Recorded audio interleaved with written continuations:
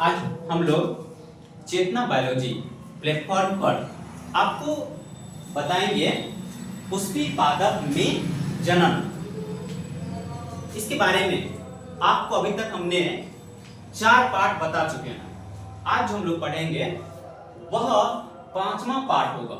5वां पार्ट पढ़ाएंगे, ठीक है। याद कीजिए, हम आपको बहुत ही अच्छे तरीके से इससे पहले बता दिए कि किस तरह से पुष्प का निर्माण होता है प्लांट में। आपको सबसे पहले हम ये बताएं कि अगर हम प्लांट को बांटे तो प्लांट को 5 भाग में बांटा गया। पहला था थैलोफाइट, दूसरा ब्रायोफाइट, तीसरा टेरिडोफाइट, चौथा जिम्नोस्पर्म अनावृत बीजी, उसके बाद था एंजियोस्पर्म जिसको हम बोलते हैं आवृत बीजी।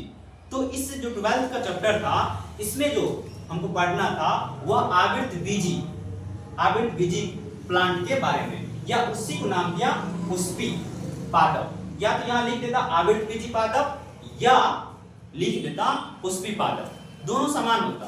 क्यों? क्योंकि इससे पहले जितने भी 4 आप समूह देखे, थैलोफाइट, ब्रायोफाइट, टेरिडोफाइट, जिम्नोस्पर्म, वो सभी पुष्प का निर्माण नहीं कर रहा है। सिर्फ ये जो पुष्पी पादप है यानी कि आवृत बीजी है, सिर्फ यही पुष्प का निर्माण कर रहा है। इसीलिए हम इसको बोल सकते हैं पुष्पी की जगह आवृत बीजी पादप। ये बात आपको अच्छी तरीके से समझ में आ गई।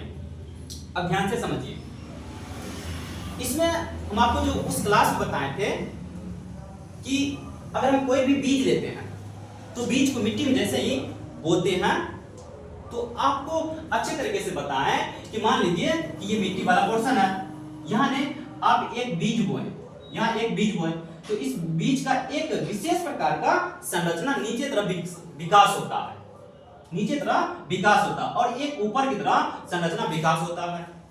तो आपको याद होगा जो ये नीचे तरफ मिट्टी के अंदर में विकास हो रहा है इसको हम बोलते हैं रूट। जो नीचे तरफ विकसित होता है रूट, यानी कि हम इसको बोले थे जड़, इसको हम बोलते हैं जड़। कितना समझ में आ गया? अब ध्यान दीजिए, ये जो मिट्टी से ऊपर वाला पार्ट है इसको हम बोले थे सूट, इसको हम बोले थे सूट, यानी कि प्रारोह। हिंदी में अगर हम इसको बोले तो हम इसको बोलते हैं प्रारोह, यानी कि मिट्टी से जो ऊपर वाला विशेष प्रकार का संरचना होता है उसको नाम दिया जाता प्रारोह, और मिट्टी से जो नीचे वाले भाग होता उसका नाम दिया जाता रूट यानी कि जड़।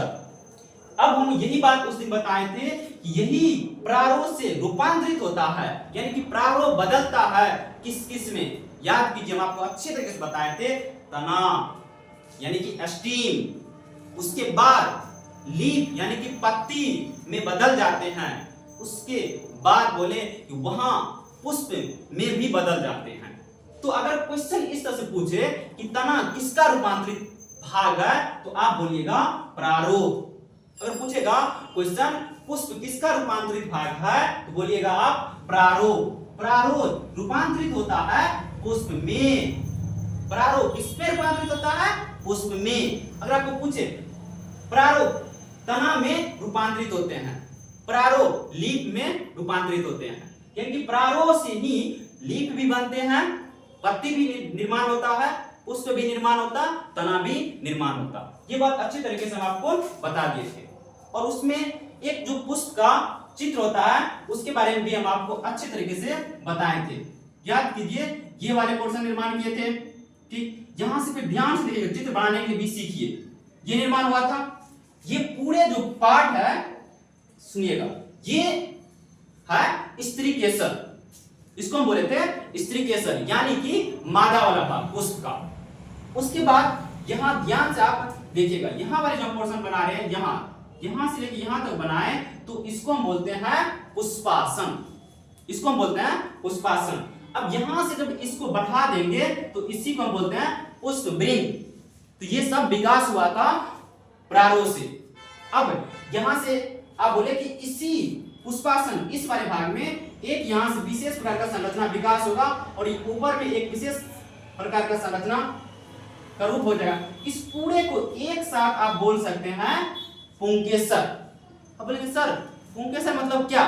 तो पुंकेसर मतलब वह पुष्प का नर भाग, पुंकेसर मतलब हुआ उसका नर भाग, ठीक है। और यहाँ भी एक हम पुंकेसर आपको बना के दिखाते हैं, यहाँ भी एक पुंकेसर का विकास हुआ, ठीक है। उसके बाद हम आपको बताने का कोशिश किए, यहाँ एक विशेष प्रकार का संरचना का विकास होता है, विशेष प्रकार का संरचना का विकास होता है, जिसको बोलते हैं दल पुंज। अब ये जो संरचना होता है यानी कि इसका डिजाइन होता है, ये बहुत ही अलग अलग आकार के होते हैं, साथ ही साथ ये जो होते हैं रंगीन भी होते हैं। कैसा होते हैं? ये रंगीन भी होते हैं, ठीक है। इधर भी हम आपको एक ये दल बनाने बताते हैं, ऐसे ये संरचना रहेगा और ये एक विकास हुआ, तो ये हुआ दल। लेकिन यहाँ एक प्रकार का इस प्रकार का संरचना का निर्माण होता है और यहाँ भी एक विशेष प्रकार संरचना का निर्माण होता है। इस दोनों को जो खास करके हम बोलते हैं, इसको बोलते हैं बाह्य दल पुंज। इसको हम क्या बोलते हैं? बाह्य दल पुंज। ये जो आपको बताए थे, बोले थे ये जो होता है ग्रीन कलर का यानी कि हरा कलर का होता है। ये किस कलर का होता? हरा कलर का। तो अब ये जो पुष्प का संरचना है यह एक पूर्ण पुष्प बन गया, ये बन गया पूर्ण पुष्प, ठीक है। तो इस आधार पे हम बोल सकते हैं, यहां जो हम लिख रहे हैं, एक पूर्ण पुष्प में 4 चक्र होते हैं, 4 चक्र होते हैं। अगर आपको पूछेगा कि एक पूर्ण पुष्प में कितने चक्र होते हैं, तो आप बोलेगा 4 चक्र होते हैं। एक पूर्ण पुष्प में 4 चक्र होते हैं। बोलेंगे सर कौन कौन है चक्र? तो याद रखिए, ये जो हुआ ये स्त्रीकेसर वाले पार्ट, ये पहला चक्र मानेंगे और ये जो पार्ट है इसको दूसरा चक्र मानेंगे और ये जो है तीसरा चक्र और ये जो है चौथा चक्र। तो एक पूर्ण पुष्प में आपको पूछेगा चक्र कितना होता है, तो 4 चक्र होते हैं। ये हमेशा याद रखिएगा, एक पूर्ण पुष्प में 4 चक्र होते हैं। अगर हम यहाँ नाम लिखे तो ध्यान से देखिए, एक पूर्ण पुष्प में 4 चक्र होता है। सबसे पहले हम लिखेंगे बाह्य दल पुंज, बाह्य दल पुंज। पहला चक्र क्या नाम है? बाह्य दल पुंज। दूसरा चक्र की बात करें तो हम इसको बोलते हैं दल पुंज, इसको बोलते हैं दल पुंज। दूसरा चक्र का क्या नाम है? दल पुंज। अब अगर हम तीसरा चक्र का नाम बोले तो हम इसको बोलते हैं उमंग। उमंग, उमंग एक पुंकेसर का समूह हो गया, एक से अधिक पुंकेसर होता तो हम उसको बोलते हैं उमंग। अब चौथा चक्र को हम बोलते हैं जायाम। चौथा चक्र का नाम क्या हुआ? जायाम। तो ये चारों चक्र हुआ, ये चारों क्या हुआ? चक्र। बाह्य दल पुंज क्या है? एक चक्र है। दल पुंज क्या है? एक चक्र है। उमंग क्या है? चक्र है। जायाम क्या है? चक्र है। तो इस तरह से आपको याद होना चाहिए कि एक पूर्ण पुष्प में कितने चक्र होते हैं? तो 4 चक्र होते हैं। ये बात अच्छे से आपको याद हो जाना चाहिए। अब एक पूर्ण पुष्प में 4 चक्र होते हैं, याद हो गया? अगर आपको कभी भी पूछेगा कि बताइए एक पूर्ण पुष्प में कितने चक्र होते हैं, तो एक पूर्ण पुष्प में 4 चक्र होते हैं। अब ध्यान से सुनिए, ये जो 4 चक्र है इसको 2 प्रकार से बांटा गया। इस 4 चक्र को 2 प्रकार से बांटा गया। ये दोनों जो चक्र खास करके आप ऊपर में देख रहे हैं, 1 नंबर और 2 नंबर, यानी कि बाह्य दल पुंज और दल पुंज, इसको कहा जाता है सहायक चक्र। इसको कहा जाता है सहायक चक्र। ये जो खास करके बाह्य दल पुंज है, दल पुंज है, इसको कहा जाता है सहायक चक्र। अब बोलेंगे सर हम इसको सहायक चक्र क्यों कहेंगे? इसका कारण है, देखिए खास करके ये जो बाह्य दल पुंज है, ये पुष्पी पादप को लैंगिक जनन करने में सहायता करते हैं, लैंगिक जनन करने में सहायता करते हैं। अब बोलेंगे सर कैसे लैंगिक जनन में सहायता करता है? उसका कारण क्या है?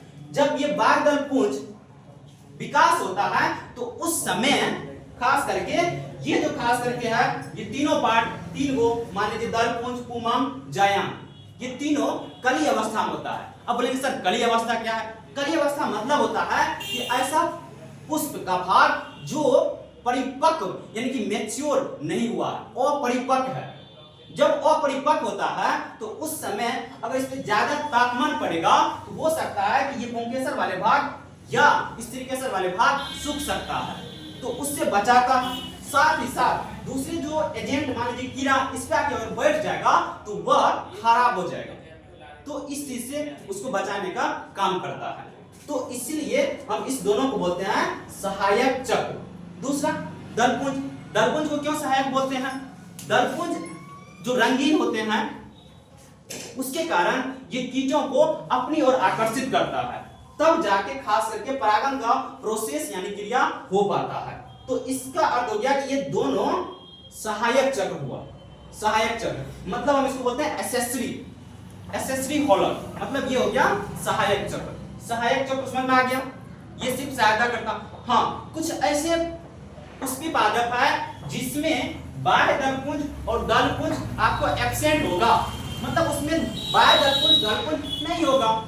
तो इसका मतलब हुआ ये दोनों नहीं भी रहेगा तब भी होगा, तब भी लैंगिक जनन पुष्प कर सकता है। तो इसीलिए इस दोनों को बोला जाता है सहायक चक्र। ये बात अच्छी तरीके से आपको समझ में आ गया। अब आइए, ये जो पुमांग और जायांग है इसको बोला जाता है आवश्यक चक्र। इसको बोला जाता है आवश्यक चक्र, आवश्यक चक्र जिसको बोलते हैं नेसेसरी हॉलर।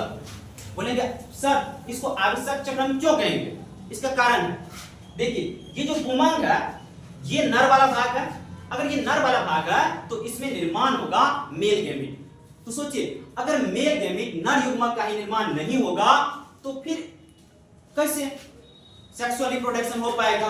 अब ये जायांग जो है इसमें निर्माण होगा मादा युग्मक, क्योंकि हम लोग जानते हैं अगर कोई भी जीव लैंगिक जनन करता है तो उसमें दो युग्मक का निर्माण होता है, एक होता है नर युग्मक, दूसरा होता है मादा युग्मक। तो इसलिए इसमें होना चाहिए एक नर युग्मक का निर्माण, इसमें मादा युग्मक का निर्माण। अगर इस दोनों में से कोई भी एक एब्सेंट हो जाएगा तो नर युग्मक नहीं होगा, तो सिर्फ मादा युग्मक एक लैंगिक जनन नहीं कर पाएगा। इसीलिए इस दोनों चक्र को माना जाता है आवश्यक चक्र। तो आपको हमेशा याद रखना होगा पुमांग को कहा जाता है आवश्यक चक्र, जायांग को कहा जाता है आवश्यक चक्र, बाह्य दलपुंज को कहा जाता है सहायक चक्र और दलपुंज को कहा जाता है सहायक चक्र। ये बात फिर से हम आपको रिपीट कर रहे हैं, एक पूर्ण पुष्प में कितने चक्र होते हैं क्वेश्चन पूछेगा, तो याद रखिएगा एक पूर्ण पुष्प में 4 चक्र होते हैं।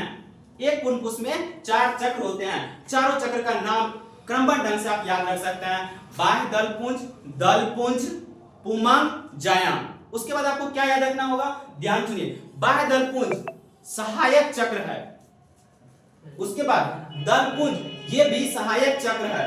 क्यों? ये सिर्फ पुष्प को लैंगिक जनन में सहायता करता, इसीलिए हम इसको बोलते हैं सहायक चक्र। उसके बाद पुमांग और